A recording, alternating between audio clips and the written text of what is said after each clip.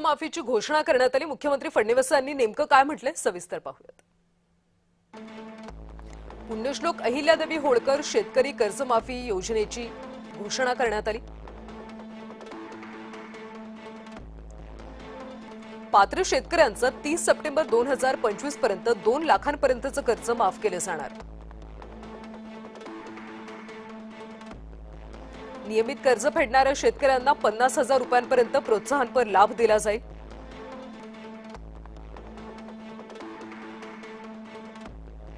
समितीच्या शिफारसीनुसार कर्जमुक्तीसाठी दीर्घकालीन योजना बनवल्या जातील।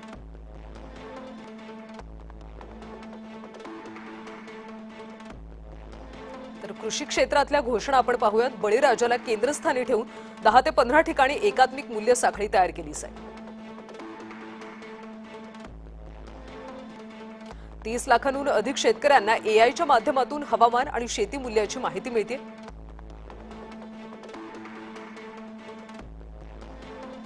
स्मार्टफोन नसणाऱ्या शेतकऱ्यांसाठी वसुधा व्हॉइस सेवा सुरू करण्यात आली।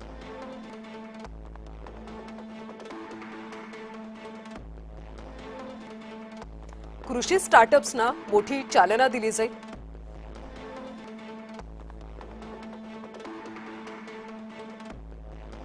फेब्रुवारी 2026 पर्यंत 1.31 कोटी फार्मर आयडी तयार केले जातील।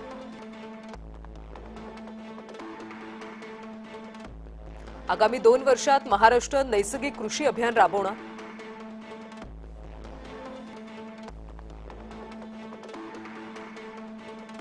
पुढच्या 4 वर्षात कृषीमध्ये भांडवली गुंतवणूक वाढवणार असं यावेळी सांगण्यात आलं।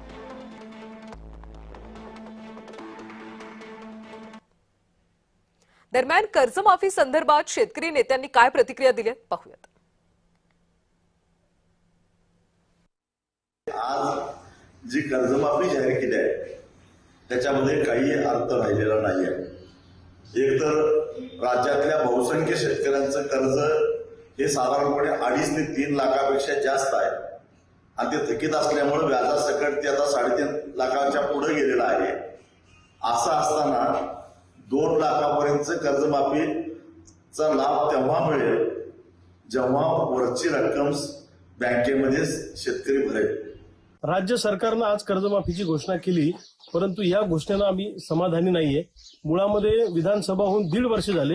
1.5 वर्षानंतर कर्जमाफीची घोषणा होते। ती शेतकरी आंदोलनाच्या रेट्यामुळे ही कर्जमाफीची घोषणा सरकारला करावी लागली आणि 2 लाखापर्यंतचीच कर्जमाफी आम्ही करू असा निर्णय मुख्यमंत्र्यांनी आज विधानसभेच्या सभागृहामध्ये जाहीर केला। आमचं म्हणणं आहे की किमान 5 लाखापर्यंतच्या शेतकऱ्यांचं कर्ज माफ व्हायला पाहिजे आणि कुठलेही जाचक अटी आणि निकष त्यात नको, सरसकट कर्जमुक्ती झाली पाहिजे अशी आम्हा सगळ्या शेतकऱ्यांची मागणी आहे। ज्यांनी नियमित भरलं त्यांनी जर 2 लाखाचं कर्ज घेत जर ते नियमित भरलं असेल तर त्यांना का 50,000, त्यांनाही 2 लाखाचं कर्ज माफ करा ना, त्यांच्या अकाउंटमध्ये 2 लाख द्या ना, ही दातारी दाखवा ना। हे मी तुम्हाला सांगतो ना, हे फूट पाडा आणि राज्य करे याचं खूप सुंदर उदाहरण आहे। पुन्हा पात्र शेतकऱ्यांचंच कर्ज माफ होणार आहे असं विधान करून मुख्यमंत्री साहेबांनी दिलेलं आहे। त्याच्याशिवाय 2 लाखाच्या वरचं कर्ज सुद्धा या कर्जमाफीमध्ये धरलं जाणार नाही। शिवाय अतिवृष्टीने बाधित असलेले जे शेतकरी आहेत त्यांचं 30 जून 2026 पर्यंतचं कर्ज माफ करावं अशी जी आमची मागणी होती त्याच्यामध्ये कटौती करून सप्टेंबर 2025 पर्यंतच थकीत कर्ज माफ करण्याची घोषणा झालेली आहे। त्याच्यामुळे मोठ्या प्रमाणात शेतकरी यापासून वंचित राहतील अशी साधार भीती